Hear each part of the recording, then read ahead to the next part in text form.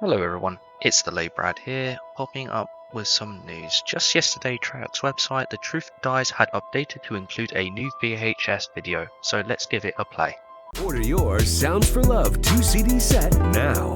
Enjoy all the best tracks, like My Heart Beats Only for Them.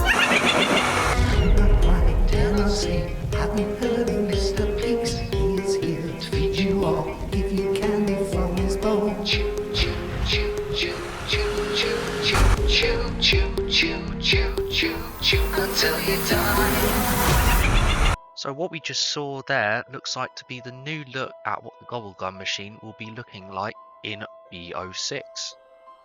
I know a vital change from the previous design would be the lack there of Dr. Monty being on the machine.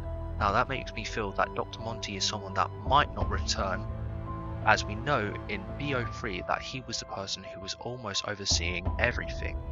In fact, he was the person who built the machine to help the original crew, with his sole intent of having Primus repeat the cycle again. I don't believe that we are going to have something similar to where there is someone who is helping crew. However, could we say that Mr. Peaks is helping us this time around? Could be a stretch, but we found in intel from Cold War that Eddie, or Rick Coffin, who I will be referring to him as now, has a son. Now, what we came to learn that his son and wife died in a house fire caused by none other than Weaver, trying to keep his tracks from being uncovered from a mission and unintentionally killing both of them.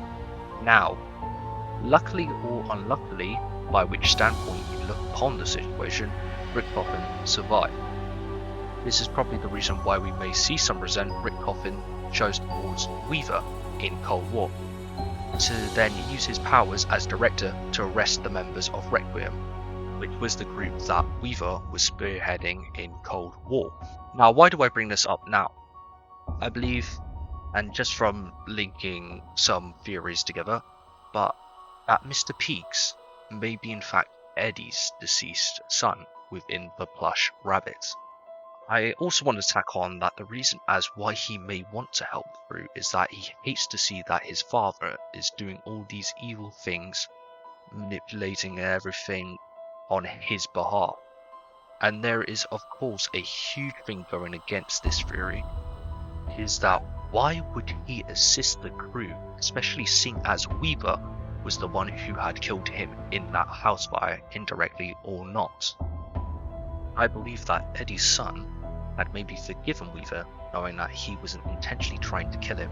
In fact, we know that Weaver felt incredibly bad for killing them by intel saying that from the perspective of Science for Maxis, that I know you're reading this, Weaver, and I know you feel the same guilt I do about the boy, which, in context, is describing his son in the intel. So, leave in the comments down below, do you reckon that Rick Coffin's son's soul is within Mr. Peaks, or do you think Dr. Monty is making some kind of cameo back into BO6 in some kind of way? Now, on to the next point. We turn to a screen on the Gobblegum machine, which has Mr. Peaks doing a dance, then some Gobblegums getting thrown onto the screen that we have seen in previous titles. We have Alcoholic, Stock Option, Profit Sharing, and with a brief second cashback being there. So it looks like they will be returning with the same rarity system that we had in BO3, where the ones with spiral patterns will be more rare than some. But there is something that is bothering me about the colours on some are different from what they were in BO3. Like, for example, Alcoholic is red instead of orange, and Profit Sharing is now purple instead of green. And we know this is important as the colours did signify as in how you would activate them.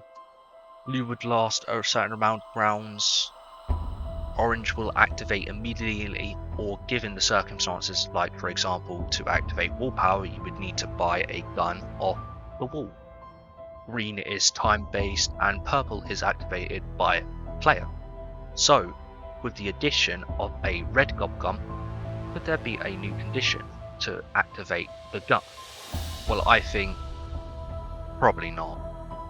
I think that red signifies that it would activate upon receiving, seeing as orange would either mean it would activate immediately or depending on the situation, which to now maybe just depending on the situation, seeing as willpower is still orange, making it less complicated for new players to not eating a gum that might just activate instantly without them wanting to.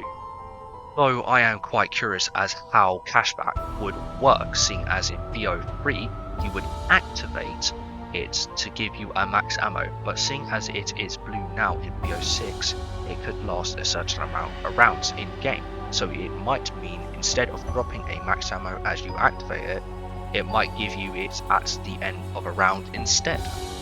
So do you think that this change was necessary to make? I know a lot of drop gobblegums were important for speedrunners, so the change could mean dropping these gums in hopes of preserving rounds. Anyways, that's all I've got to say upon the matter. Sorry for the long duration between my last upload. I had been fighting a cold which prevented me in recording in the first place. But hopefully I am back, and until next time I will see you again. Peace.